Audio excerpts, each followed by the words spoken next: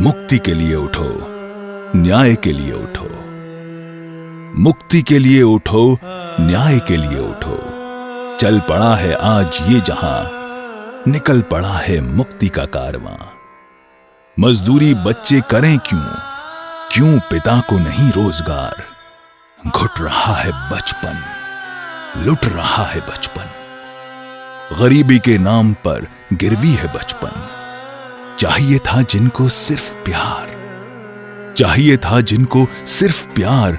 आज होगा इसका फैसला। मुक्ति के लिए उठो, न्याय के लिए उठो।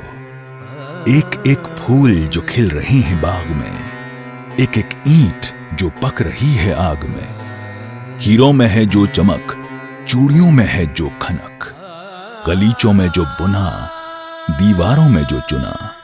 जानते हो कौन है जो पानी बनकर बह गया। बाल मजदूरों का खून है और उन्हीं का है पसीना। मुक्ति के लिए उठो, मुक्ति के लिए चलो। न्याय के लिए उठो, न्याय के लिए चलो। न्याय के लिए उठो, न्याय के लिए चलो। देखो चल पड़ा है आज ये जहां।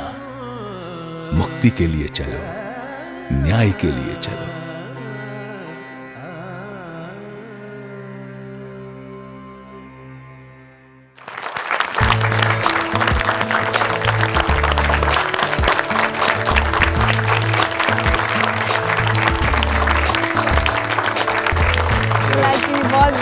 बहुत स्वागत है आपका।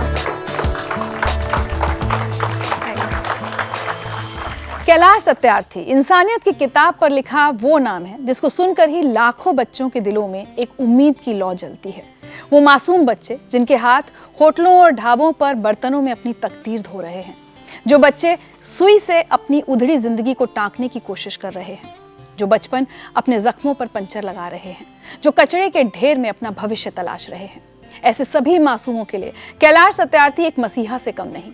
और दुनिया ने भले ही नोबेल शांति पुरस्कार से सम्मानित कर कैलाश जी के कामों को अब पहचाना हो, पर उनका असली सम्मान तो हर उस बच्चे की आंखों की चमक में, होठों की मुस्कान में, आगे बढ़ते कदमों में और कलम थामे हाथों में दिखता है, जिन्हें उन्होंने बाल मजदूरी के चंगुल से निकालकर एक नई जिंदगी दी है।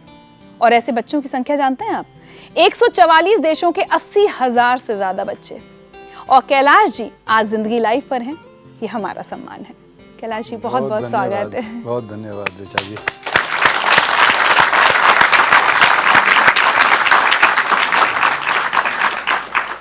कैलाश जी आप हमेशा हर वक्त बच्चों की बातें करते हैं, लेकिन मैं चाहूंगी कि हम सब थोड़ा सा आपके बचपन के भी बारे में जानें। आपका बचपन कैसा था? मैं मध्य प्रदेश के विदिशा शहर में पैदा हुआ। बड़ा पुराना शहर है और बहुत साधारण परिवार में। मेरे पिताजी पुलिस में सिपाही थे जब मैं पैदा हुआ और उनकी मृत्यु जल्दी हो गई, तो मेरी माता विधवा थी। मेरे बड़े भाई थे 3 और एक बहन, तो सबसे छोटा मैं था। तो जाहिर है कि थोड़ा लाडला भी था और थोड़ा शरारती भी। ऐसा हुआ कि पहले दिन ऋचा जी जब मैं अपने स्कूल गया तो मुझे अपनी ही उम्र का एक बच्चा जूते पॉलिश करता हुआ दिखा। मैंने बहुत हिम्मत करके उस बच्चे के पिता और बच्चे से पूछ डाला जब मैं लौट रहा था। तो उन्होंने कहा कि हमारे तो बाप दादा यही काम कर रहे थे और अब हमारा बेटा भी यही काम कर रहा है, तो कोई नई बात नहीं है हमारे लिए। फिर एकदम उन्होंने मेरी आंखों की तरफ देखा और हाथ जोड़कर बोले कि बाबूजी आप जानते नहीं हो कि हम जैसे लोग तो काम करने के लिए ही पैदा होते हैं। तो मैंने उस वक्त भी इसको पूरी तरीके से अस्वीकार कर दिया था कि कोई भी बच्चा अपने बचपन, अपनी आज़ादी, अपनी इज्जत, अपनी शिक्षा की कीमत पर दूसरों की गुलामी करे। मैंने तब भी इसे नामंजूर किया था और आज लगभग 50-55 साल बाद फिर मैं उसे नामंजूर करता हूँ। क्या बात है। फिर जब आप 11 साल के हुए तो फिर आपको लगा कि कुछ बच्चों के पास किताबें क्यों नहीं होती, हमारे पास किताबें होती हैं, तो आपने दूसरे बच्चों के लिए किताबें इकट्ठा करना शुरू किया। मैंने देखा कि मेरे कई सारे दोस्त स्कूल छोड़ गए क्योंकि उनके माता पिता किताबों का इंतज़ाम नहीं कर सकते थे, फीस का इंतज़ाम नहीं कर सकते थे। तो हमने अपने जेब खर्चे से कुछ चंदा इकट्ठा करना शुरू किया कि उनकी फ़ीस भर दी जाए। तो मैंने अपने एक दोस्त को तैयार किया और हम दोनों ने जो हमें पैसा मिला प्रसाद चढ़ाने के लिए मंदिर में, हमने एक ठेला किराए पे ले लिया। तो उसको ठेले को लेके मैं उस पर खड़ा हो गया। मेरा दोस्त, उसका नाम था रमेश व्यास, वो धकाने लगा। तो मैंने कहा आज से आपके बच्चों की किताबें बेकार चली जाएंगी रद्दी में, क्योंकि आपके बच्चे तो अगली क्लास में चले गए। हमने करीब 2200 किताबें इकट्ठी कर ली। माय गॉड, इतनी सी देर के अंदर 2200 किताबें इकट्ठी हो गई। और फिर मेरे दिमाग में आया कि किताबें रखेंगे कहाँ। बैंक और लाइब्रेरी का भी आइडिया था। तो हमने कहा कि एक बैंक बन जाए जहाँ से एक साल के लिए, एक सेशन के लिए किताब उधार लें बच्चे, उनके माँ बाप या परिवार के लोग जिम्मेवारी लें, टीचर जिम्मेवारी ले, और इसके बाद साल भर बाद वो किताबें वापस कर दें। अभी जब नोबेल प्राइज़ के बाद मैं विदिशा गया 2 साल पहले अपने घर में, तो मुझे कम से कम 4-5 लोग ऐसे मिले जो दूर से आंखों में आंसू लेकर मेरे पास आए, बोले कि आप बुक बैंक वाले हैं, आपने हमारी मदद की थी और उसके वजह से हम पढ़ लिख कर आज बैंक के मैनेजर हो गए। क्या बात है। तो मुझे इतनी खुशी हुई उससे। मैं बता रहा हूँ कि दुनिया का सबसे बड़ा पुरस्कार जिसे कहा जाता है, उस मंच पर मुझे इतना भावुक नहीं हुआ। मैं उन लोगों को देखकर भावुक हो गया जब दूर से खड़े होकर उन लोगों ने कहा कि आपने हमें किताब दिलवाई थी उस समय। कैलाश शर्मा नाम था आपका, और 15 साल की उम्र में ही वो आपने खुद को कैलाश सत्यार्थी कहना शुरू किया। उसके पीछे क्या कहानी है, सबको बताइए। देश महात्मा गांधी की जन्म शताब्दी मना रहा था, तो मेरे मन में आया कि नेताओं को बुलाकर जो छुआछूत के खिलाफ बोलते हैं, और उस समय हरिजन कहते थे हमारे शेड्यूल कास्ट भाई बहनों को, तो हरिजन उद्धार की बातें करते थे, तो क्यों ना गांधी जी की जयंती एक नए तरीके से मनाई जाए।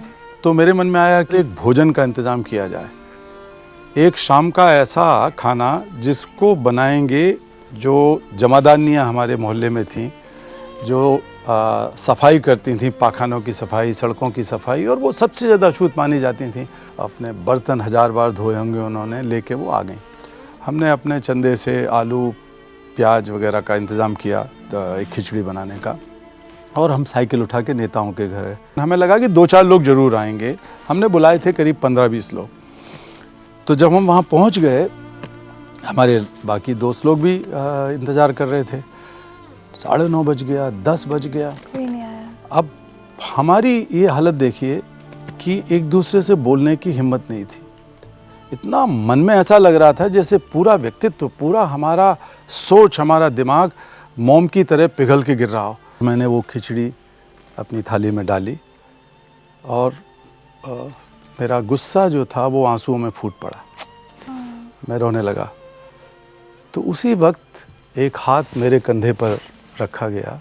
वो एक अछूत माँ का हाथ था जो उस समय अछूत थी। उसने कहा, बेटा तू क्यों रो रहा है? तूने तो जो किया वो तो हमारे शहर में कभी कोई सोच भी नहीं सकता था, करना तो दूर रहा। जब मैं घर पहुंचा तो मेरे घर में पहले से ऊंची जाति के कुछ पंडित, हमारे रिश्तेदार लोग सब बैठे हुए थे। तो फिर सज़ा ये हुई कि मुझे जाति से निकाल दिया जाएगा और मुझे एक अलग कमरा दे दिया गया। उस दिन के बाद मेरा खाना अलग हो गया। तो मेरा खाना मुझे मेरी माँ या भाभी लेके मेरे कमरे में देती थी। अलग बर्तन हो गए मेरे, पानी पीने का बर्तन अलग हो गया। तो मेरे मन में आया कि अब जाति वाले मुझे क्या जाति से निकालेंगे, मैं उस जाति को ही अपने छोड़ देता हूँ।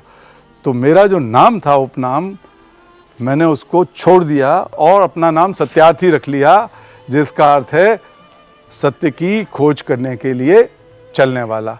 क्या बात है, बहुत बढ़िया। आपकी वाइफ सुमेधा जी से आपकी मुलाकात भी बहुत इंटरेस्टिंग थी और उन्होंने बहुत साथ भी दिया आपके हर ये उतार चढ़ावों में। हाँ, मैं उस समय लिखता भी था पत्र पत्रिकाओं में, और सुमेधा जी दिल्ली में एक अखबार की डिप्टी एडिटर थी, एक मैगजीन की। तो मैं उसमें लिखता था। तो बहुत सुंदर हमारी एडिटर थी, तो मैं और ज़्यादा लिखने लगा उस अखबार में। तो मैंने सोचा एक बार दिल्ली जब मैं आया विदिशा से कि अपने एडिटर से भी मिला जाए। तो मैं बहुत नर्वस हो रहा था। तो जो ही मैं उनसे मिला दिल्ली के ऑफिस में, मैंने कहा मेरा नाम कैलाश सत्यार्थी है। तो उन्होंने अनसुना कर दिया। फिर मैंने कहा मेरा नाम कैलाश सत्यार्थी है मैडम। तो हंस दी वो कि ऐसे ऐसे लोग कैलाश सत्यार्थी बन के आने लगे हैं यहाँ, देखो। क्योंकि उनका अनुमान यह था कि कैलाश सत्यार्थी कोई 50, 55, 60 साल का आदमी होगा जो इतने गंभीर लेख लिख रहा है।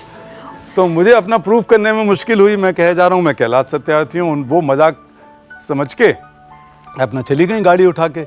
तो मैं अपने उनके पिताजी जो उसके पब्लिशर थे उनसे मिलने की मैंने जिद की, तो उनसे बातचीत हुई। तो वो मुझे अपने साथ अपनी गाड़ी में बिठा के घर में ले गए। फिर हमारी बातचीत हुई, रात को मिले, पक्का हो गया कि मैं वही आदमी हूँ। चलिए आपकी जिंदगी की कुछ और कहानियां और कुछ शैतानियां और सुन लेते हैं, उधर देखिए। राम राम राम राम, ये देखो ये क्या हो गया। अरे रे रे रे रे अरे प्रभु, अरे रे रे। अब आपको एक बात तो माननी पड़ेगी, सुमेधा जी इतना बढ़िया एक मैगजीन का काम कर रही थी, सब कुछ था, आपकी जिंदगी में आई, उसके बाद उनका तो संघर्षों का दौर शुरू हो गया आपकी वजह से। इतनी बड़ी लड़ाई लड़ पाना बहुत मुश्किल था, असंभव था इनके बगैर।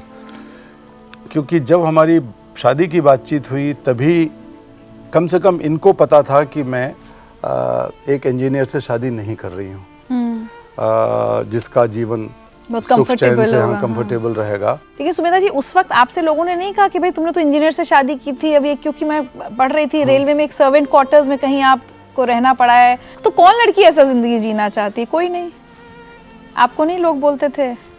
ये तो है, जब हमने वहाँ रहना शुरू किया तो हमारे घर के लोग, दोनों ही घर के लोग वहाँ पे आना पसंद नहीं कर रहे थे। कोई कोई इक्का दुक्का कभी आ गए थोड़ी देर के लिए तो आ गए, नहीं तो नहीं आए। अब आपके लिए एक बहुत स्पेशल मैसेज है, वो सुनवाते हैं आपको, उधर देखिए। He is the sweetest father in the world.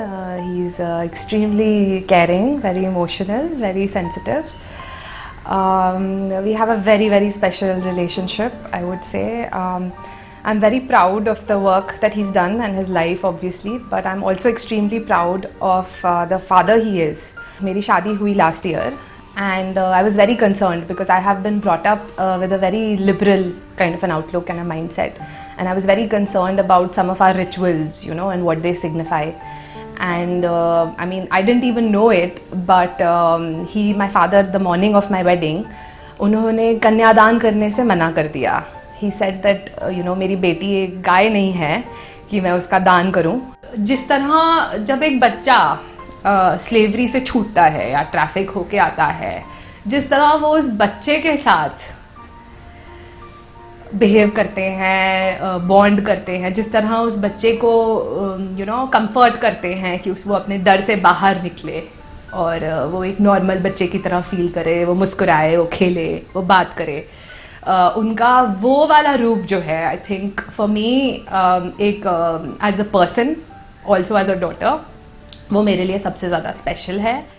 चलिए, बहुत बढ़िया। इसकी शादी में हमारे पंडित और हमारे बीच में बड़ा झंझट हो गया। पंडित ने कहा कि जब तक कन्यादान नहीं होगा तब तक शादी नहीं होगी।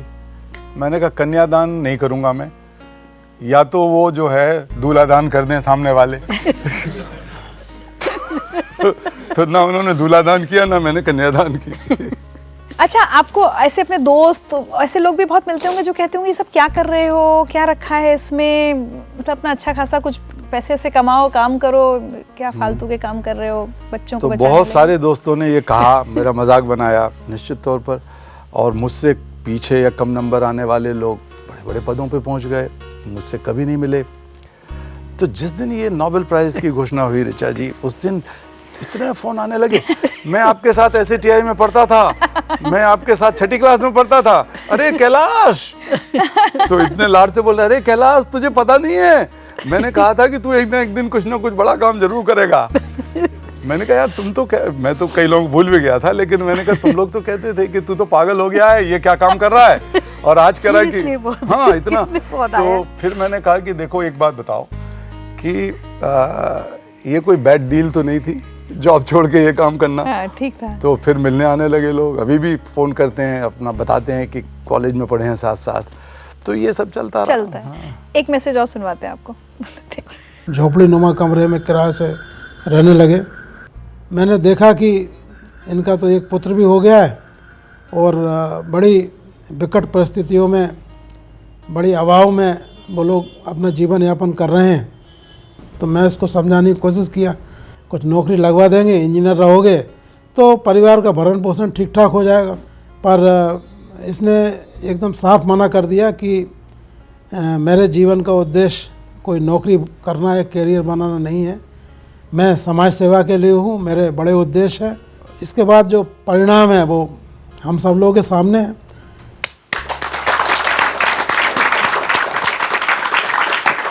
ये इनको तो हम लोग बताते भी नहीं थे, इतना पैसा भी नहीं था कि हम अपना ढंग से सारे काम कर सकें। और हमें इनको फैसला करना पड़ता था मुझे बगैर बताए कि बच्चे को कपड़े लेके ढंग के कपड़े पहनाएंगी या फिर दूध पिला पाएंगी या फल खिला पाएंगी। तो हम लोग सोचते थे कि बाज़ार में जो सबसे मौसम की सबसे सस्ती सब्जी है उसको खूब भर के लाया जाए, रखा जाए। फ्रिज वगैरह तो था नहीं, हमारे तो स्टोर में पंखा भी नहीं था गर्मियों में, फ्रिज की छोड़ दीजिए। लेकिन हम सोचते थे कि पंखा खरीदने के बजाय अगर वो पैसा किसी बच्चे को आज़ाद कराने में लगाया जाए तो कभी ना कभी हमारे मन में एक जो चीज़ होगी वो ज़्यादा बड़ी होगी। अमेजिंग। तो ये त्याग की, तपस्या की बातें मैं ज़्यादा जानता नहीं हूँ और ना मैं कोई ये करता हूँ, साधारण व्यक्ति हूँ आप लोगों की तरह। लेकिन जिन मूल्यों को हम लोगों ने अपने भारत माता से सीखा है, हमारी धरती से सीखा है, हमारे महापुरुषों से सीखा है, अगर उसको हम जीवन में नहीं उतार सकते तो ये शब्दकोश में शब्द रखने का फ़ायदा क्या है। ये सब समर्पण है, त्याग है, बलिदान है, ये शब्दकोश में शोभा की चीज़ें नहीं हैं, ये ज़िंदगी में जीने की चीज़ें हैं और हर वक्त इनकी ज़रूरत है। और आज शायद जितनी ज़्यादा ज़रूरत है उतनी पहले कभी नहीं थी। और अगर वो नौजवान नहीं कर सकते तो कोई नहीं कर सकता। बिल्कुल, बहुत सही बात कही। और इनके कुछ रेस्क्यू ऑपरेशंस के बारे में जानेंगे एक ब्रेक के बाद। लेकिन सुमित्रा जी, मैं ब्रेक पर जाना चाहती हूँ आपके गीत के साथ, और अगर आप साथ दे दें तो कोई बुराई नहीं है। We won't mind. कोई बात नहीं, बहुत धन्यवाद। आ चल के तुझे मैं लेके चलूं एक ऐसे गगन के तले, जहाँ गम भी ना हो, आंसू भी ना हो, बस प्यार ही प्यार पले, एक ऐसे गगन के तले, एक ऐसे गगन के तले। वंडरफुल। मैं आपको बताऊं, मैंने सुना था कि सुमित्रा जी बहुत अच्छा गीत गाती हैं। तो हमारी नई नई शादी होके आए और हम लोग अपने घर में पहुंच गए। पहली रात थी, लोग उसको सुहाग रात कहते हैं। तो मैंने कहा सुमित्रा जी से कि सुना है, कैसे बातचीत शुरू करें, शर्मा रहे थे एक दूसरे से। तो मैंने कहा कि सुना है कि आप बहुत अच्छा गीत गाती हो, एक अच्छा गीत गा दो ना। उन्होंने कहा कि नहीं, सुना है कि कॉलेज में तुम्हारे गीत या तुम्हारी हरकतों से बहुत सारी लड़कियां तुम्हारे पीछे बहुत दीवानी होती थी, तुम ही गा दो। तो मैंने कहा नहीं नहीं, ये सब झूठ है। मैंने कहा नहीं, गाओ, कुछ तो गाओ। तो ऐसे ही चलता रहा, पहले तुम। तो फिर बहुत जोश में आ गई सुमित्रा जी, काफ़ी उकसाया मैंने। तो उन्होंने कहा, गाना शुरू किया, भैया मेरे राखी के बंधन को निभाना हो, भैया मेरे छोटी बहन को भुलाना। अच्छा, अब पुरुष कैसे पीछे रहेगा। ओ माँ तू कितनी अच्छी है, प्यारी प्यारी है, ओ माँ।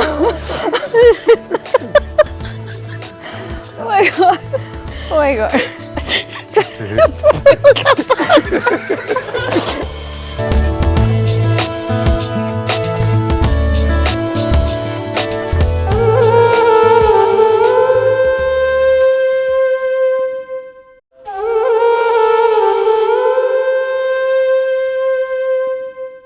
आप लोग पीछे चलो, पीछे हट जाइए। आप जाओ बेटा, निकल आओ, तुम लोग आगे, आप लोग चलिए।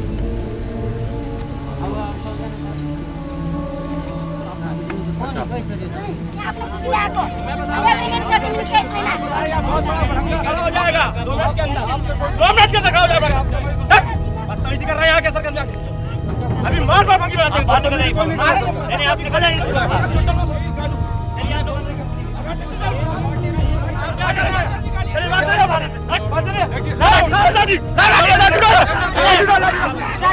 have a broken hand. We really don't know. Let's broken leg. He's got a broken leg. We need to go immediately. Let's go to Lucknow. Lucknow first. Let's go to Lucknow first. आप उस गाड़ी में. Actually, we have to look for the rest of the journalists and rest of the people. Where are the mothers of the children? They have been taken back. The fathers could run away. The mothers have been taken back to the circus. Where are the mothers? They have been snatched. ये एक rescue operation था जिसमें आपने circus में काम करने वाले बच्चों को छुड़ाया था जी। बट काफी हमला हुआ आपके ऊपर। हाँ जी, हमला तो हुआ ही, लेकिन हमले से पहले उस आदमी ने, जो सर्कस का मालिक है, उसने अपनी गन निकाल के मेरे सिर पे रख दी थी। फ्रैक्शन ऑफ सेकंड की बात थी कि वो चला देता, लेकिन इत्तेफाक से ये जो कैमरे 2 लगे हुए थे टीवी चैनल्स के, तो वो पुलिस के थानेदार ने उसको आगाह किया कि देख नहीं रहा क्या कर रहा है, कैमरा चल रहे हैं, 2 कैमरे चल रहे हैं, एविडेंस हो रहा है। तो वो एकदम मुझे छोड़कर कैमरे की तरफ देखने लगा, तो उसका ध्यान हट गया, तो वो कैमरे वाले की तरफ लपका और कैमरा छीनकर उसने ज़मीन पे दे मारा। इस बीच में हमको मौका मिल गया वहाँ से डिस्पर्स होने का, और लोग भी हमारे घेर लिए और निकल आए। लेकिन वो इतनी ज़्यादा हालत ख़राब थी वहाँ कि उसने अपने साथियों को कहा कि इसको मार डालो यहीं। बाँसों पे लड़कियाँ चलती हैं ना, वो बाँस पे बांध देते हैं, तो उसमें लोहे का हुक लगा रहता, वो हुक मेरे यहाँ घुस गया। अगर वो एक, डॉक्टरों ने बताया कि अगर एक आधा सेंटीमीटर भी अंदर चला गया तो मेरी ब्रेन की नर्व में चला जाता, वो डेथ हो जाती मेरी। तो काफ़ी ब्लीडिंग हुआ, सब कुछ हुआ। लेकिन मैंने अस्पताल के अंदर ही ये फैसला कर दिया कि जब तक ये सारी बेटियां मेरी नहीं मिलेंगी, जिनको भगा दिया, चुरा दिया, गायब कर दिया था मालिकों ने, 12 थी वो, अच्छा, तब तक मैं अब अन्न जल नहीं ग्रहण करूँगा। तो काफ़ी हैवी ब्लड लॉस हो चुका था और डॉक्टरों ने भी बहुत सख्ती से मना किया, लेकिन मैं अपने संकल्प पर अडिग था। तो 6 दिन तक मैं लगभग वहाँ बैठा। उस सब का नतीजा ये हुआ कि हाई कोर्ट ने इसका संज्ञान लिया और आदेश दिए वहाँ के पुलिस चीफ को, प्रदेश के, कि वो व्यक्तिगत रूप से इस बात के लिए जिम्मेवार है कि उन लड़कियों को बरामद करके और कोर्ट के सामने प्रोड्यूस किया जाए। और आप देखें कि कुछ दिनों के अंदर ही न केवल वो 12 लड़कियां जिनकी तलाश में हम लोगों ने छापामार कार्रवाई की थी, बल्कि 12 और 24 लड़कियां वहां पर बरामद हुई और सब आज़ाद हो गई। क्या बात। तो कैलाश जी, आपकी ज़िंदगी की बहुत सारी इंटरेस्टिंग कहानियां हैं और एक शख्स हैं जो आपकी ज़िंदगी की बहुत सारी कहानियां, बहुत सारे राज जानते हैं, तो उनको आज हमने यहाँ पर बुलाया। राकेश जी, बहुत बहुत स्वागत है ज़िंदगी लाइव में। तो हमारे साथ अब राकेश सेंगर जी जुड़ गए। कितने साल से आप कैलाश जी के साथ हैं? जी, मैं 1995 में मिला था एक विश्वविद्यालय में। हाँ, 21 साल हो गए लगभग, 21 साल से ज़्यादा। 21 साल हो गए। एक बात बताइए, कैलाश जी बहुत जिद्दी हैं क्या? जिद्दी होना ही चाहिए। जिद्दी तो इस बात के लिए कि अगर तय कर लिया कि आज ये काम करना है, और इस जिद के वजह से हजारों साथी हम लोग कुर्बान करने के लिए तैयार हैं। ऐसे हजारों, पूरे देश में ऐसे साथी हैं। अच्छा, अब नोबेल की बात की जाए, सबसे लेटेस्ट वही है। जिंदगी बदली, आप तो नहीं बदले, मुझे मालूम है, मैंने आपको उसके पहले भी देखा और उसके बाद भी देखा, और जो लोग आपको जानते हैं सब ये बात जानते हैं कि आप नहीं बदले, लेकिन जिंदगी बदल गई कैलाश जी। अब जिंदगी ये बदल गई थोड़ी बहुत, कि पहले जैसे चाहे जो मुझसे फ़ोन उठा के बात कर ले, चाहे कोई मिलने आ जाए, अब इतने ज़्यादा हो गए हैं कि मेरे लिए मैनेज करना बहुत मुश्किल है। व्यस्तता कोई खास नहीं बढ़ी है, क्योंकि मैं पहले भी 100 से अधिक देशों में काम करता था। अफ्रीका के लगभग सभी देशों में काम करता था, लैटिन अमेरिका में, एशिया के सब देशों में बच्चों के लिए, तो बहुत जाना आना था।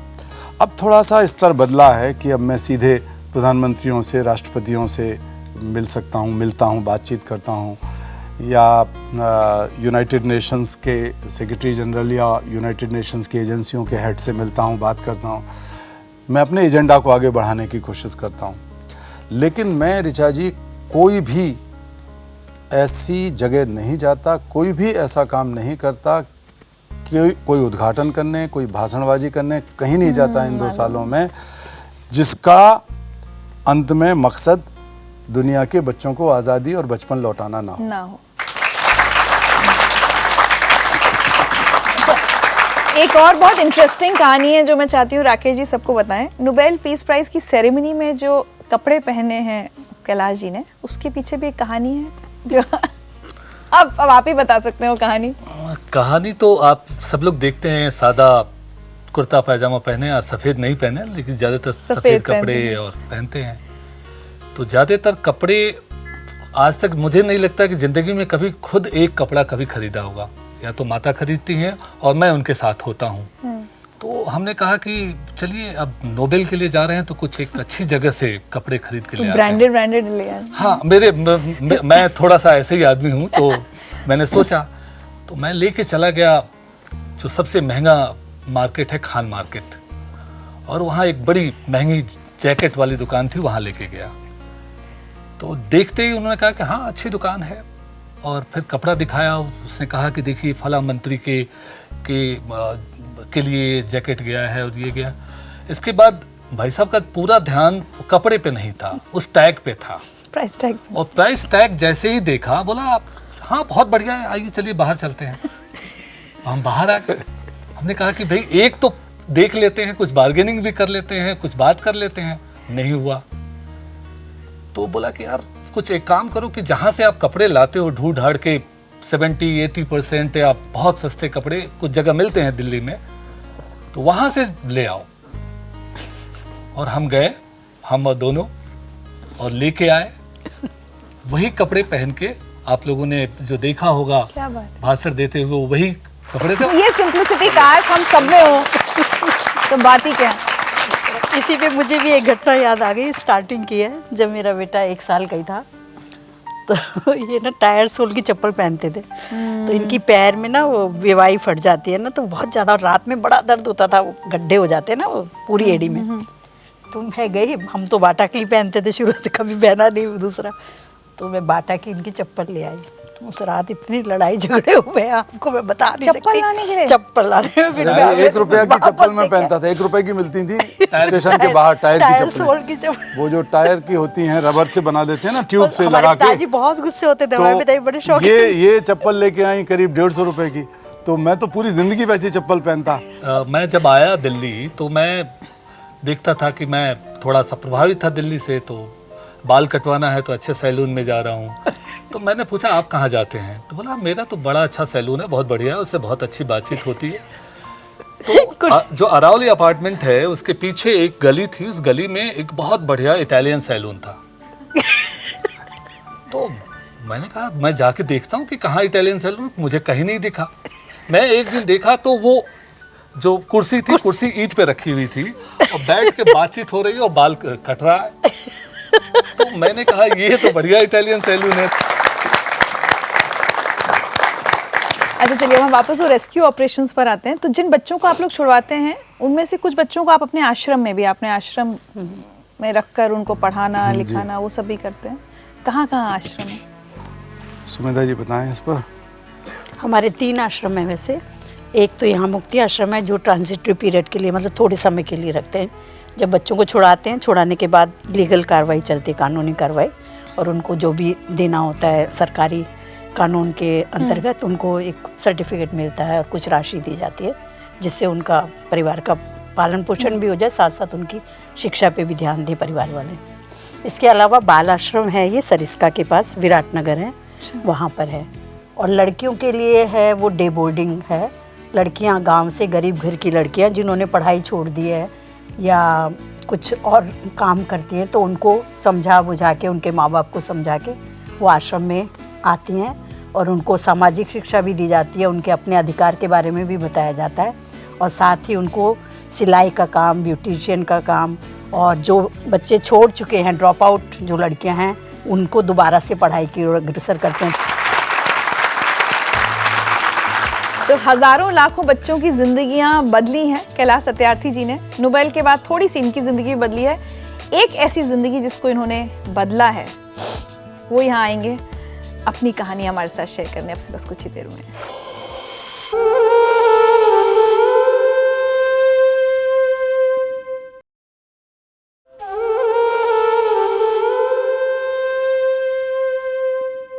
यूं तो कैलाश जी ने हजारों बच्चों की जिंदगियों को संवारा और सजाया है, और उनकी जिंदगियों में बेशुमार रोशनी भरी है, लेकिन उन्हीं बच्चों में से एक की कामयाबी की दास्तां आज हम आपको सुनाने वाले हैं।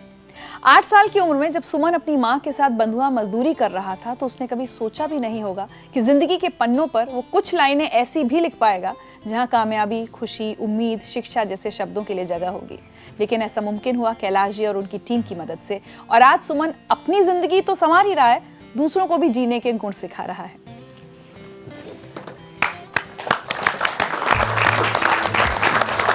सुमन, बहुत बहुत स्वागत है आपका जिंदगी रंग में। आज तू तो बड़ा सूट वूट पहन के आया हुआ है। सुमन, क्या काम करते थे आप जब कैलाश जी ने आपको बचाया, रेस्क्यू किया, और कब और कैसे हुआ सब कुछ? मैं अपनी माँ के साथ घरेलू बंधुआ मजदूर था। मेरी माँ जो है वो सहरसा, बिहार के सहरसा डिस्ट्रिक्ट में एक इंजीनियर के परिवार में मजदूरी करती थी।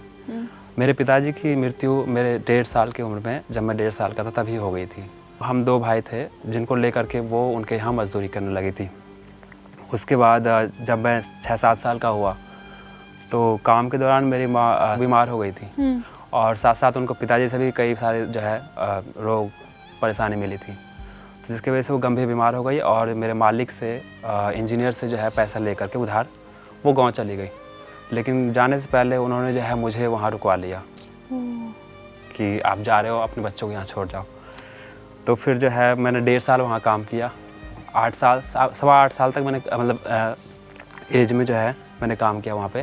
तो बचपन आंदोलन के कार्यकर्ता के साथ मुझे वहाँ से छुड़वाया गया और फिर जो है बाल आश्रम लाया गया 2001 में, और फिर जा कर के जो है मुझे ये मौका मिला आज जो मैं हूँ। सुमन, कितना मुश्किल दौर था, हम लोग कई बार समझ भी नहीं पाते। छोटे छोटे बच्चे घरों में नौकरियां करते हैं और लोग कई बार हम लोग सुनते हैं बहुत अत्याचार भी करते हैं बच्चों पर। आपका पर्सनल एक्सपीरियंस? घरेलू बंधुआ मजदूरी चाहे कोई भी बच्चा हो चाहे मैं हूँ, वो एक घर की बहुत बड़ा ज़रूरत बन कर होता है। तो घर के छोटे इस काम से लेकर बड़े काम तक की जो है वो पूरी मतलब उसके लिए रखा जाता है उसको। तो उस दौरान जो भी वो गलती करते हैं, जैसे मैं खुद था कि मुझे कपड़ा धोना है या फिर झाड़ू पोछा करना है, तो मैं चीज़ें पकड़ाना, खाना पकड़ाना या चाय पकड़ाना, ये काम तो मैं कर लेता था, लेकिन सफाई के लिए जो है वो मुझसे नहीं होता था।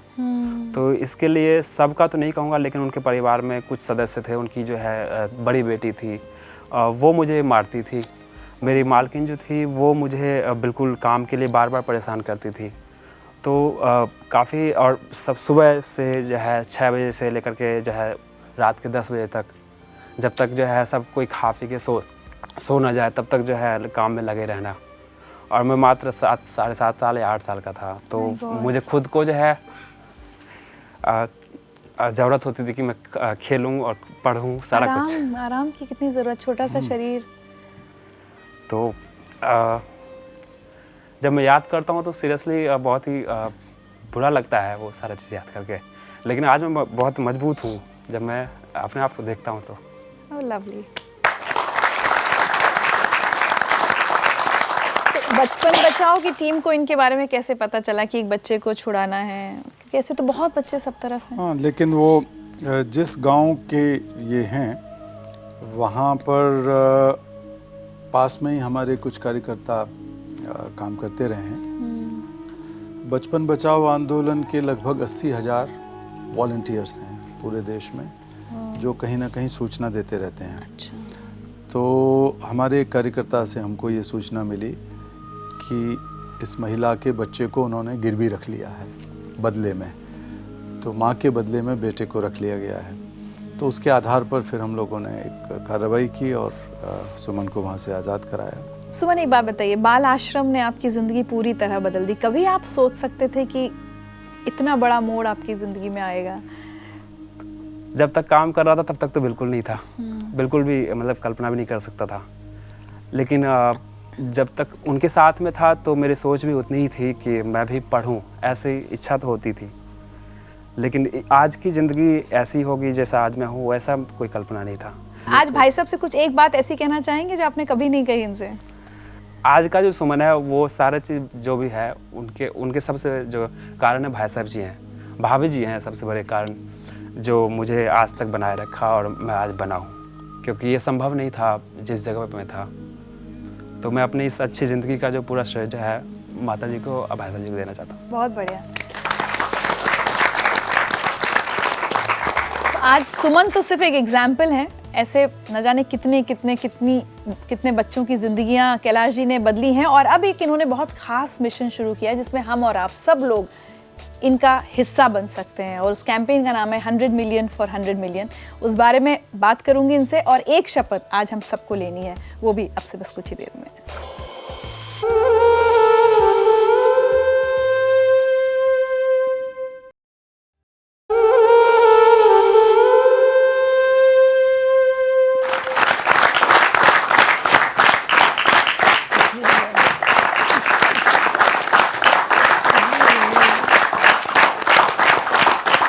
कैलाश जी, आपकी जिंदगी की सारी बातें हो गई, बचपन से लेकर नोबेल प्राइज तक।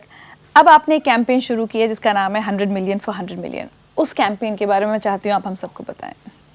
अभी हम लोगों ने ये महसूस किया कि सारी दुनिया में कम से कम 10 करोड़ यानी 100 मिलियन बच्चे ऐसे हैं और युवक युवतियाँ जो कई तरह की हिंसा के शिकार हैं। गुलामी में जी रहे हैं, बदहाली में जी रहे हैं, गरीबी में जी रहे हैं, अशिक्षा में जी रहे हैं। और सबसे बड़ी दुर्भाग्यजनक बात ये हो रही है कि जो युद्ध वाले क्षेत्र हैं, जो पूरा का पूरा मिडिल ईस्ट का इलाका है और जो नॉर्थ अफ्रीकन रीजन है, उसमें लाखों बच्चे हिंसा के शिकार हो रहे हैं। अपना देश छोड़कर, अपना घर बार छोड़कर दर दर की ठोकरें खा रहे हैं, दूसरे देशों में शरणार्थी बन रहे हैं। उनकी शिक्षा, उनका जीवन सब चौपट हो रहा है। संसार के इतिहास में कोई बच्चा कभी किसी युद्ध के लिए जिम्मेवार नहीं है, लेकिन सबसे बड़ा खामियाजा उनको भोगना पड़ता है। संसार में कभी किसी बच्चे ने गरीबी पैदा नहीं की, लेकिन गरीबी का शिकार सबसे ज़्यादा वो होते हैं। तो मुझे ये नामंजूर है। तो हमारी कोशिश है कि 100 मिलियन फॉर 100 मिलियन संसार के इतिहास का सबसे बड़ा युवा आंदोलन बने और हर युवक युवती उस आंदोलन में शामिल हो। और इसको अगर वैसे छोटे से अल्फाजों में मैं कहूँ, हमारे हिंदी के कवि हुए हैं दुष्यंत, उन्होंने एक अच्छी बात कही, हो गई है पीर पर्वत सी पिघलनी चाहिए, इस हिमालय से कोई गंगा निकलनी चाहिए। ये नौजवानों का हिमालय, इस हिमालय से कोई गंगा निकलनी चाहिए। सिर्फ हंगामा खड़ा करना मेरा मकसद नहीं, मेरी कोशिश है कि ये सूरत बदलनी चाहिए, और मेरे सीने में नहीं तो तेरे सीने में सही हो कहीं भी आग, लेकिन आग जलनी चाहिए।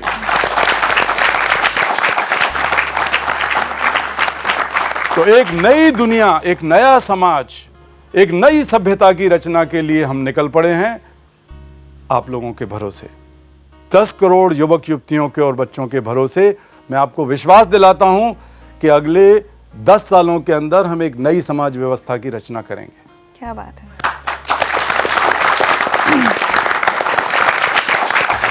कैलाश जी, आपसे चाहे जितनी बार मिल लूँ, जितनी बातें कर लूँ, मेरा मन तो नहीं भरता। मुझे यकीन इन लोगों का भी मन नहीं भरा होगा, लेकिन अब शो ख़त्म करने का टाइम आ रहा है। एक छोटा सा तोहफा, अब आपका हम और इससे बड़ा सम्मान हम तो कुछ कर नहीं सकते, लेकिन कुछ लेकर आए हैं आपके लिए। बहुत धन्यवाद। आइए, ये इसका अनावरण कीजिए।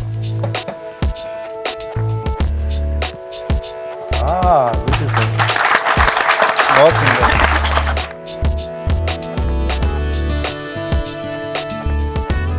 कुछ और भी है।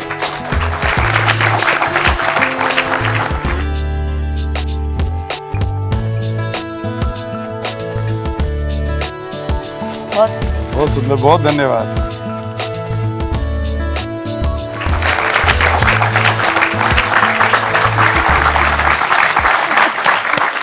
काश कि इस देश में, दुनिया में हजारों लाखों कैलाश सत्यार्थी होते, क्योंकि आज कैलाश सत्यार्थी एक शख्स का नहीं, एक मिशन, एक संघर्ष, एक उद्देश्य, एक संकल्प का नाम है। और बाल मजदूरी खत्म करने का इनका लक्ष्य तभी पूरा होगा जब हम सब मिलकर इस अपराध के खिलाफ खड़े होंगे। क्योंकि याद रखिए, जब हम अपने घर में एक बच्चे को काम पर लगाते हैं, चाय या पंक्चर की दुकान पर एक बच्चे को काम करता देख चुपचाप मुंह मोड़कर आगे बढ़ जाते हैं, तो हम भी तो इस अपराध का हिस्सा है ना। आइए आज हम सब मिलकर ये संकल्प लें कि हम भी सत्यार्थी बनेंगे।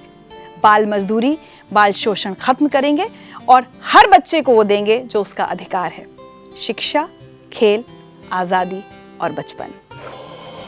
अभी हम सब लोग मिलकर एक शपथ लेंगे और मेरा आपसे और ज़िंदगी लाइव के तमाम दर्शकों से निवेदन है कि वो हमारे दुनिया को, हमारे मुल्क को बेहतर मुल्क बनाने के लिए इस शपथ में शामिल हों। आज हम सब मिलकर ये शपथ लेते हैं, आज हम सब मिलकर ये शपथ लेते हैं कि बच्चों के खिलाफ हो रही किसी भी प्रकार की हिंसा को बर्दाश्त नहीं करेंगे। अगर हमारे आसपास कोई बच्चा बाल मजदूरी, बाल तस्करी, जबरिया भिखमंगी आदि का शिकार होते दिखाई देता है, तो हम उसे रोकने की पुरजोर कोशिश करेंगे। अब आज से अभी से हम चुप नहीं बैठेंगे। अपने हाथों में ये रोशनी लेकर हम शपथ लेते हैं कि हर बच्चे की जिंदगी में आज़ादी, सुरक्षा और शिक्षा की रोशनी फैलाएंगे।